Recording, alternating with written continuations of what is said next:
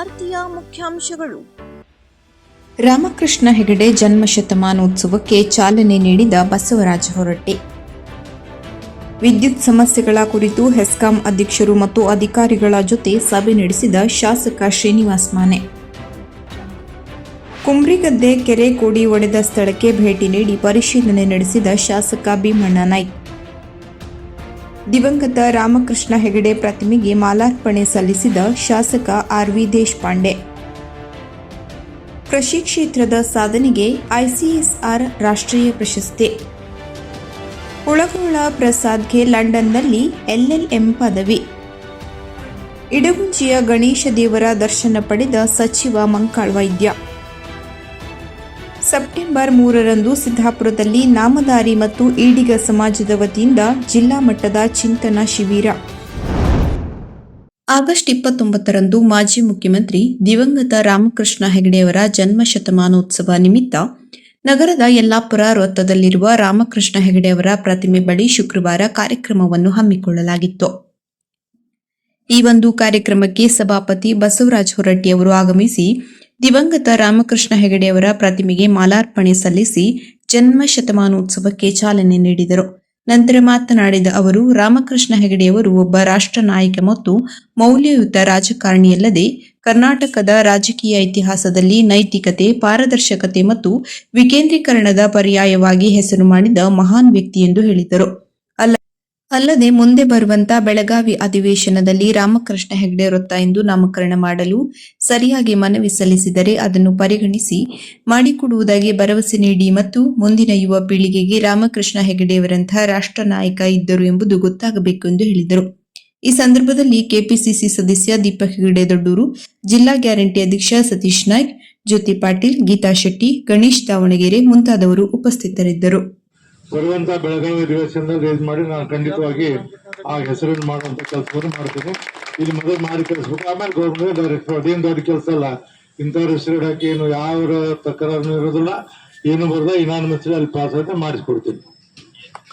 ಹುಟ್ಟುಹಾಟಿಯಿಂದ ರಾಮಕೃಷ್ಣ ಹೆಗಡೆಯವರ ಜನ್ಮ ಶತಮಾನೋತ್ಸವ ಇವತ್ತು ಆಚರಣೆ ಮಾಡ್ತೀವಿ. ಆ ಹಿನ್ನೆಲೆಯಲ್ಲಿ ಮೊಟ್ಟ ಮೊದಲಿಗೆ ನಾನು ಒಂದು ಸೂಚನೆ ಮಾಡಿದ್ದೆ, ರಾಮಕೃಷ್ಣ ಹೆಗಡೆ ಸ್ಟ್ಯಾಚ್ಯೂ ಮಾಡಬೇಕು ಅಂತ ತಿಳ್ಕೊಂಡ್ರೆ ಅದನ್ನ ಮರೆತು ಎಲ್ಲರೂ ಫಸ್ಟ್ ಮಾಡಿ ಅಂತ ನಾನು ಸೂಚನೆ ಮಾಡಿದ್ದ. ಇವತ್ತ ಯುವ ಪೀಳಿಗೆ ಬರುವಂತ ಜನಾಂಗಕ್ಕೆ ರಾಮಕೃಷ್ಣ ಹೆಗಡೆ ಅವರು ಇಂಥವರಿದ್ರು ಗೊತ್ತಾಗಲಿ ಅಂತ ದರ್ಶನ ಮಾಡಿದ್ವಿ. ಇವತ್ತ ನಾನು ರಾಮಕೃಷ್ಣ ಹೆಗಡೆ ಅವರ ಕಟ್ಟಾನುಯಾಯಿ. ಅವ್ರ ನಿಧನದಾಗುವವರೆಗೆ ಅವ್ರ ಬಿಟ್ಟು ನಾವು ಎಲ್ಲಿ ಹೋಗಿರಲಿಲ್ಲ.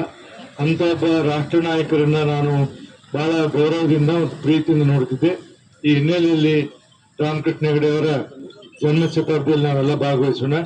ಅಂತ ರಾಷ್ಟ್ರ ನಾಯಕರಂತ ರಾಮಕೃಷ್ಣ ಹೆಗಡೆ ಅವರು ನಮಗೆಲ್ಲ ಮಾದರಿ ಆಗ್ಯಾರ ಅನ್ನುವಂಥ ಮಾತನ್ನು ಹೇಳಿ ಇವತ್ತು ಅವರು ನಮ್ಮ ಎದುರಿಗೆ ಇಲ್ದಿದ್ರು ನಮ್ಮ ಎದುರಿಗೆ ಅದಾರ ಅನ್ನುವಂಥ ಭಾವನೆಯನ್ನು ವ್ಯಕ್ತಪಡಿಸ್ತೀನಿ. ಅಂತ ಮಹಾನ್ ನಾಯಕರ ಬಗ್ಗೆ ನನಗೆ ಅಪಾರ ಒಂದು ಗೌರವ, ಅವರಿಗೆ ನನ್ನ ವಂದನೆಗಳು. TMS super mart double dhamaka. TMS super mart Sirsi ಉತ್ತಮ ಗುಣಮಟ್ಟದ ದಿನಸಿ ವಸ್ತುಗಳು ಈಗ ನಿಮ್ಮ ಮನೆ ಬಾಗಿಲಿಗೆ. TMS ಸೂಪರ್ ಮಾರ್ಟ್ ಧಾರ್ಮಿಕ ಕಾರ್ಯಕ್ರಮಗಳ ಅಗತ್ಯತೆಯ ಎಲ್ಲ ವಸ್ತುಗಳು ನಿಮ್ಮ TMSನಲ್ಲಿ ಲಭ್ಯ. ಇನ್ನೂ ಹೆಚ್ಚಿನ ಸಂಗ್ರಹದಲ್ಲಿ ಹೊಸ ಬಗೆಯ ಸ್ಟೀಲ್ ಪಾತ್ರೆಗಳು, ಹೋಮ್ ಅಪ್ಲಯನ್ಸಸ್ಗಳು ಹಾಗೂ ಪ್ಲಾಸ್ಟಿಕ್ ಸಲಕರಣೆಗಳು. ಶ್ರಾವಣ ಮಾಸದ ವಿಶೇಷ ಕೊಡುಗೆ ಆಗಸ್ಟ್ 11, 2025ರಿಂದ ಆಗಸ್ಟ್ 26, 2025ರವರೆಗೆ ಸ್ಟೀಲ್ ಪಾತ್ರೆಗಳು up to 15% off on selling price. Home appliances up to 50% off on MRP. Plastic ಸಲಕರಣೆಗಳು up to 15% off MRP. TMS super mart Sirsi ಗ್ರಾಹಕರಿಗೆ TMSನಿಂದ ಮತ್ತೊಂದು ಸೇವೆ. ವಾಟ್ಸಪ್ ಆರ್ಡರ್ ಮಾಡಿದರೆ ಉತ್ತಮ ಗುಣಮಟ್ಟದ ದಿನಸಿ ಸಾಮಗ್ರಿಗಳು ನಿಮ್ಮ ಮನೆಗೆ. ಸೂಚನೆ: ಶಿರಸಿ ನಗರದ ವ್ಯಾಪ್ತಿಯೊಳಗೆ ಈ ಸೇವೆ ಲಭ್ಯ. ಆರ್ಡರ್ ಸಲುವಾಗಿ ವಾಟ್ಸಪ್ ನಂಬರ್ 9483682828ಗೆ ವಾಟ್ಸಪ್ ಮೆಸೇಜ್ ಮಾಡಬೇಕು. ಮಿನಿಮಮ್ 500ಕ್ಕಿಂತ ಹೆಚ್ಚಿನ ವಸ್ತುಗಳನ್ನು ಖರೀದಿ ಮಾಡಬೇಕು. ಐಟಮ್ ಆರ್ಡರ್ ಮಾಡಿದ ನಂತರ ಈ ನಂಬರ್ಗೆ ಕರೆ ಮಾಡಿ ತಿಳಿಸಬೇಕು. ಡೆಲಿವರಿ ಸಮಯ ಬೆಳಗ್ಗೆ 9:30ರಿಂದ ಸಾಯಂಕಾಲ 6 ಗಂಟೆಯವರೆಗೆ. ಕಡಿಮೆ ದರದ ಡೆಲಿವರಿ ಚಾರ್ಜಸ್. ಬಿಲ್ ರಕಮನ್ನು UPI ಅಥವಾ ನಗದು ಮೂಲಕ ಪಾವತಿಸಬಹುದು. ಅಧ್ಯಕ್ಷರು GT ಹೆಗಡೆ ತಟ್ಟಿಸರ, ಉಪಾಧ್ಯಕ್ಷರು GM ಹೆಗಡೆ ಮುಲ್ಕಂಡ, ಮುಖ್ಯ ಕಾರ್ಯನಿರ್ವಾಹಕರು ವಿನಯ್ N ಹೆಗಡೆ ಮಂಡೇಮನೆ, ಆಡಳಿತ ಮಂಡಳಿ ಸದಸ್ಯರು ಹಾಗೂ ಸಿಬ್ಬಂದಿ ವರ್ಗ. ಹಾನಗಲ್ ತಾಲೂಕಿನ ವಿದ್ಯುತ್ ಸಂಬಂಧಿತ ಸಮಸ್ಯೆಗಳ ಕುರಿತು ಹುಬ್ಬಳ್ಳಿಯ ಹೆಸ್ಕಾಂ ಕಚೇರಿ ಸಭಾಂಗಣದಲ್ಲಿ ಶುಕ್ರವಾರ ಹೆಸ್ಕಾಂ ಅಧ್ಯಕ್ಷರು ಮತ್ತು ಹಿರಿಯ ಅಧಿಕಾರಿಗಳೊಂದಿಗೆ ಶಾಸಕ ಶ್ರೀನಿವಾಸ್ ಮಾನೆ ಸಭೆ ನಡೆಸಿದರು. ತಾಲೂಕಿನ ಅನೇಕ ಗ್ರಾಮಗಳಲ್ಲಿ ಹಗಲು ಹೊತ್ತಿನಲ್ಲಿ ಸಹ ಬೀದಿ ದೀಪ ಉರಿಯುತ್ತಿದ್ದು, ಬಿಲ್ ಹೊರೆ ಗ್ರಾಮ ಪಂಚಾಯತ್ಗಳ ಮೇಲೆ ಬೀಳುತ್ತಿದೆ. ಇನ್ನೊಂದು ಲೈನ್ ಅಳವಡಿಸುವ ಮೂಲಕ ಹಗಲು ಹೊತ್ತಿನಲ್ಲಿ ಬೀದಿ ದೀಪ ಉರಿಯದಂತೆ ಕ್ರಮ ಕೈಗೊಂಡರೆ ಗ್ರಾಮ ಪಂಚಾಯತ್ಗಳ ಮೇಲಿನ ಆರ್ಥಿಕ ಹೊರೆ ಕಡಿಮೆಯಾಗಲಿದೆ.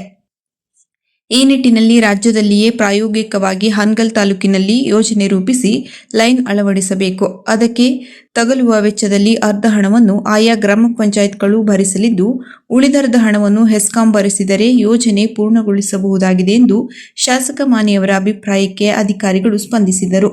ಉಳಿದಂತೆ 25 KVA ಸಾಮರ್ಥ್ಯದ ವಿದ್ಯುತ್ ಪರಿವರ್ತಕಗಳನ್ನು 63 KVA ಸಾಮರ್ಥ್ಯಕ್ಕೆ ಮೇಲ್ದರ್ಜೆಗೇರಿಸುವುದು, ನಾನಾ ವಿದ್ಯುತ್ ಸಂಬಂಧಿತ ಕಾಮಗಾರಿಗಳ ಟೆಂಡರ್ ಪ್ರಕ್ರಿಯೆ ಚುರುಕುಗೊಳಿಸುವುದು, ಹಾನಗಲ್ ತಾಲೂಕಿಗೆ ಅಗತ್ಯವಿರುವ ಸಹಾಯಕ ಅಭಿಯಂತರರು, ಪವರ್ಮೆನ್ಗಳ ಮೀಟರ್ ರೀಸ್ ಸೇರಿದಂತೆ ಸಂಬಂಧಿ ನೇಮಕ ಕ್ರಮ ಕೈಗೊಳ್ಳುವುದು ಸೇರಿದಂತೆ ಹಲವು ವಿಷಯಗಳ ಕುರಿತು ಸಭೆಯಲ್ಲಿ ಚರ್ಚೆ ಕೈಗೊಳ್ಳಲಾಗಿತ್ತು. ಹೆಸ್ಕಾಂ ಅಧ್ಯಕ್ಷ ಅಜ್ಜಂ ಪೀರ್ ಖಾದ್ರಿ, ವ್ಯವಸ್ಥಾಪಕ ನಿರ್ದೇಶಕಿ ವೈಶಾಲಿ ಸೇರಿದಂತೆ ಹಿರಿಯ ಅಧಿಕಾರಿಗಳು ಉಪಸ್ಥಿತರಿದ್ದರು.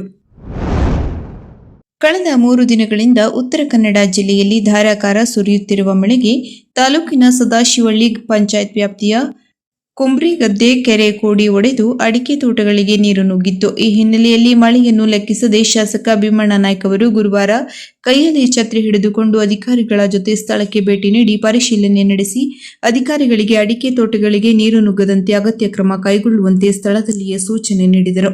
ಈ ಸಂದರ್ಭದಲ್ಲಿ ತಹಶೀಲ್ದಾರ್ ಪುಟ್ಟರಾಜಗೌಡ ಮತ್ತು ಸಂಬಂಧಿಸಿದ ಇಲಾಖಾಧಿಕಾರಿಗಳು ಉಪಸ್ಥಿತರಿದ್ದರು. ಆಗಸ್ಟ್ 29ರಂದು ಮಾಜಿ ಮುಖ್ಯಮಂತ್ರಿ ದಿವಂಗತ ರಾಮಕೃಷ್ಣ ಹೆಗಡೆಯವರ ಜನ್ಮ ಶತಮಾನೋತ್ಸವದ ನಿಮಿತ್ತ ನಗರದ ಯಲ್ಲಾಪುರ ವೃತ್ತದಲ್ಲಿರುವ ರಾಮಕೃಷ್ಣ ಹೆಗಡೆಯವರ ಪ್ರತಿಮೆಯ ಬಳಿ ಅವರ ಅಭಿಮಾನಿ ಬಳಗದ ವತಿಯಿಂದ ಶುಕ್ರವಾರ ಕಾರ್ಯಕ್ರಮವನ್ನು ಹಮ್ಮಿಕೊಳ್ಳಲಾಗಿತ್ತು. ಶಾಸಕ RV ದೇಶಪಾಂಡೆ ಅವರು ರಾಮಕೃಷ್ಣ ಹೆಗಡೆಯವರ ಪ್ರತಿಮೆಗೆ ಮಾಲಾರ್ಪಣೆ ಸಲ್ಲಿಸಿ ಮಾತನಾಡಿದರು. ಈ ಸಂದರ್ಭದಲ್ಲಿ ವೆಂಕಟೇಶ್ ಹೆಗಡೆ ಹೊಸಬಾಳೆ, ಕೆಪಿಸಿಸಿ ಸದಸ್ಯ ದೀಪಕ್ ಹೆಗಡೆ ದೊಡ್ಡೂರು, ಜಿಲ್ಲಾ ಗ್ಯಾರಂಟಿ ಯೋಜನೆಯ ಅಧ್ಯಕ್ಷ ಸತೀಶ್ ನಾಯ್ಕ್, ಜ್ಯೋತಿ ಪಾಟೀಲ್, ಗೀತಾ ಶೆಟ್ಟಿ, ಗಣೇಶ್ ದಾವಣಗೆರೆ ಮತ್ತು ಅವರ ಅಭಿಮಾನಿ ಬಳಗ ಮುಂತಾದವರು ಉಪಸ್ಥಿತರಿದ್ದರು. ರಾಮಕೃಷ್ಣ ಹೆಗಡೆಯವರು ಅವ್ರ ಗರಡಿಮಲ್ಲಿ ತಯಾರಾದ ಕಾರ್ಯಕರ್ತರು ನಾವು. ಒಂದು ಸಮಯದಲ್ಲಿ 77ನೇ ಲೋಕಸಭೆ ಚುನಾವಣೆಗೆ ಅವರು ಕೇರಳ ಪಾರ್ಲಿಮೆಂಟರಿ ಕ್ಷೇತ್ರದಲ್ಲಿ ನಿಂತಾಗ ನಾನು ಬ್ಲಾಕ್ ಕಾಂಗ್ರೆಸ್ ಕಮಿಟಿ ಅಧ್ಯಕ್ಷತೆ, ಶಿಸ್ತು ನನ್ನ ಅಡ್ಡ ಬರ್ತಿತ್ತು.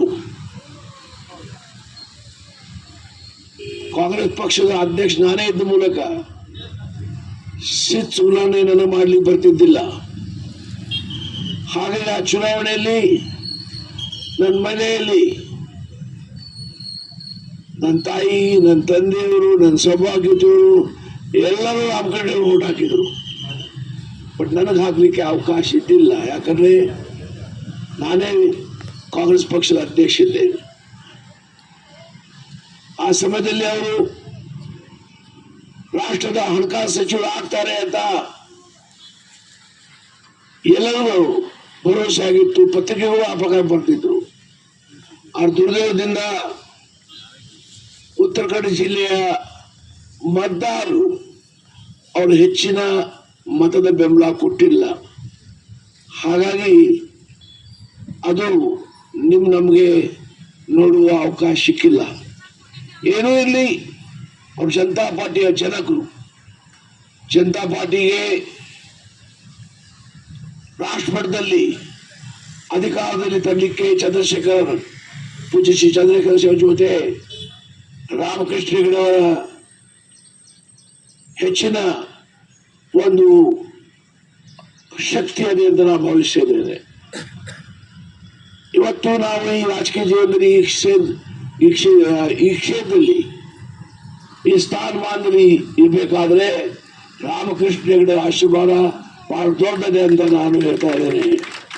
ಹಾಗಾಗಿ ಇವತ್ತು ರಾಮಕೃಷ್ಣ ಹೆಗಡೆ ಅವರಂತ ತತ್ವ ಸಿದ್ಧಾಂತಗಳು, ನ್ಯಾಯ ನೀತಿಗಳು, ಪಕ್ಷ ಶಿಸ್ತುಗಳು ಆಚರಣೆಯಲ್ಲಿ ತರುವ ನಾಯಕರು ರಾಜಕೀಯ ಕ್ಷೇತ್ರದಲ್ಲಿ ಬಹಳ ಕಡಿಮೆ ಆಗಿದ್ದಾರೆ. ಹಾಗಾಗಿ ರಾಜಕೀಯ ಕ್ಷೇತ್ರದಲ್ಲಿ ಮೌಲ್ಯಗಳು ಕಡಿಮೆ ಆಗ್ತಾ ಹೋಗಿ ಒಳ್ಳೆಯ ಜನ ರಾಜಕೀಯದಲ್ಲಿ ಬರಲಿಕ್ಕೆ ಹಿಂದೆ ಹಾಕ್ತಾ ಇದ್ದಾರೆ. ಹಾಗಾಗಬಾರ್ದು. ಒಳ್ಳೆ ಜನ ಬರಬೇಕು, ರಾಜಕೀಯ ಕ್ಷೇತ್ರದಲ್ಲಿ ಕ್ರಿಯಾಶೀಲರಾಗಬೇಕು. ಇಲ್ಲಿಂದ ಜನರ ಸೇವೆ ಮಾಡಲಿಕ್ಕೆ ಸಣ್ಣ ಹಾಗೂ ಅತಿ ಸಣ್ಣ ರೈತರ ಆರ್ಥಿಕ ಸಫಲತೆ ಮತ್ತು ಸುಸ್ಥಿರ ಕೃಷಿ ಕ್ಷೇತ್ರದಲ್ಲಿ ಮಾಡಿರುವ ಸಾಧನೆಗಾಗಿ ಪ್ರತಿಷ್ಠಿತ ಸ್ಕಾಡ್ವೇ ಸಂಸ್ಥೆಗೆ 2025ನೇ ಸಾಲಿನ ಮೋಸ್ಟ್ ಇಂಪ್ಯಾಕ್ಟ್ಫುಲ್ ಸ್ವಯಂ ಸೇವಾ ಸಂಸ್ಥೆ ಎಂಬ CSR ರಾಷ್ಟ್ರೀಯ ಪ್ರಶಸ್ತಿ ಲಭಿಸಿದೆ.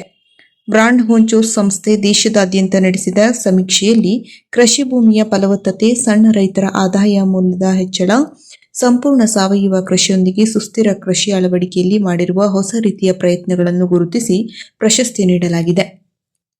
ಇತ್ತೀಚೆಗೆ ದೆಹಲಿಯ ಹಯಾತ್ ಸೆಂಟ್ರಿಕ್ನಲ್ಲಿ ನಡೆದ ಇಂಡಿಯನ್ CSR ಅವಾರ್ಡ್ಸ್ 2025 ಪ್ರಶಸ್ತಿ ಪ್ರದಾನ ಭವ್ಯ ಸಮಾರಂಭದಲ್ಲಿ ಸ್ಕಾಡ್ವೇ ಸಂಸ್ಥೆಯ ಕಾರ್ಯನಿರ್ವಾಹಕ ನಿರ್ದೇಶಕ ಡಾಕ್ಟರ್ ವೆಂಕಟೇಶ್ ನಾಯ್ಕ್ ಹಾಗೂ ತಂಡದವರು ಪ್ರಶಸ್ತಿ ಸ್ವೀಕರಿಸಿದ್ದಾರೆ.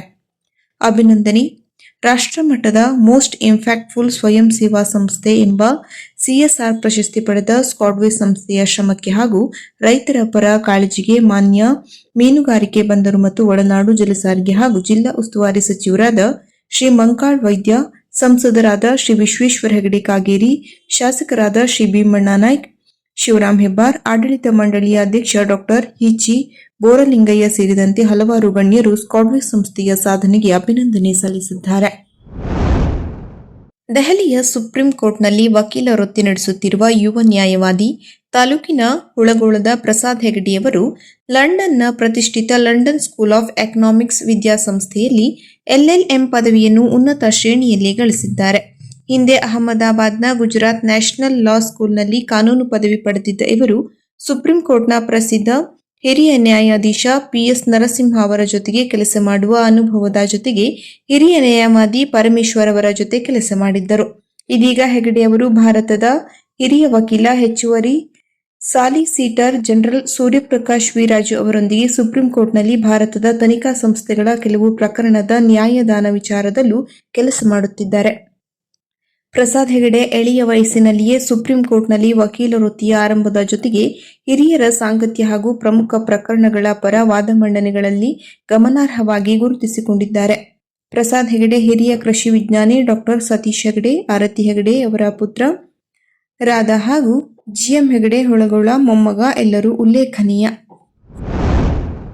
ಹೊನ್ನಾವರ ತಾಲೂಕಿನ ಪ್ರಸಿದ್ಧ ಧಾರ್ಮಿಕ ಪೌರಾಣಿಕ ಕ್ಷೇತ್ರವಾದ ಇಡಗುಂಜಿಯಲ್ಲಿ ಗಣೇಶ ಚತುರ್ಥಿ ನಿಮಿತ್ತ ಗಣೇಶ ಉತ್ಸವ ಸಂಭ್ರಮದಿಂದ ಆಚರಿಸಲಾಗುತ್ತಿದೆ.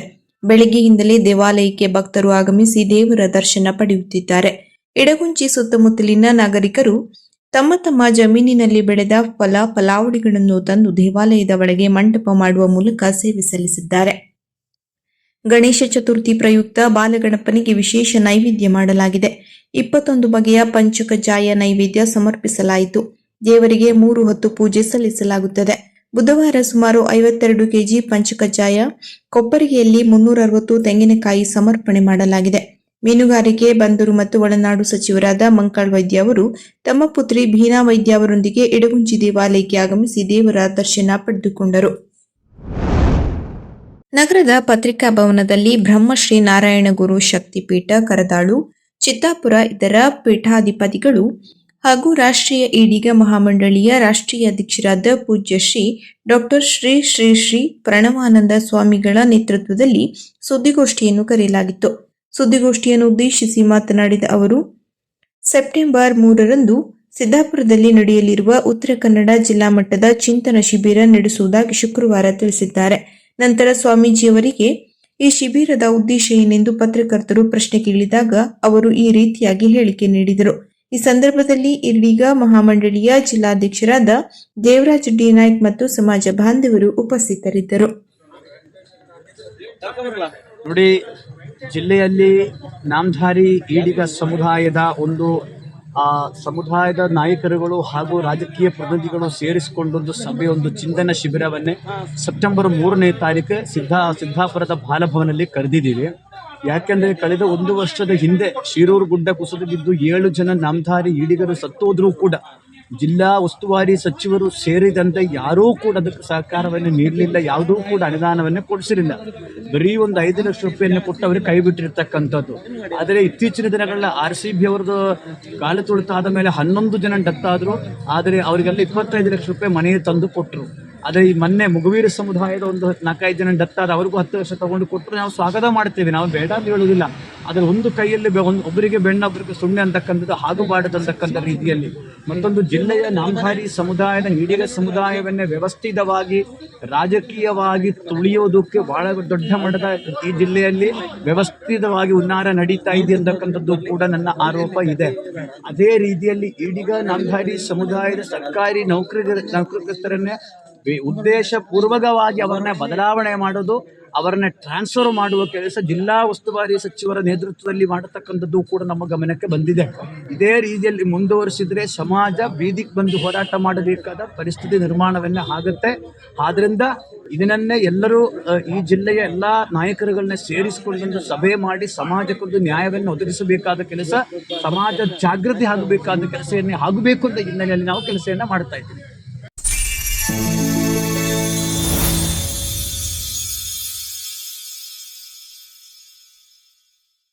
ಕದಂಬ ನ್ಯೂಸ್ ಫಸ್ಟ್, ನಿರ್ಭೀತಿಯಿಂದ ನಿಮ್ಮ ಪರವಾಗಿ.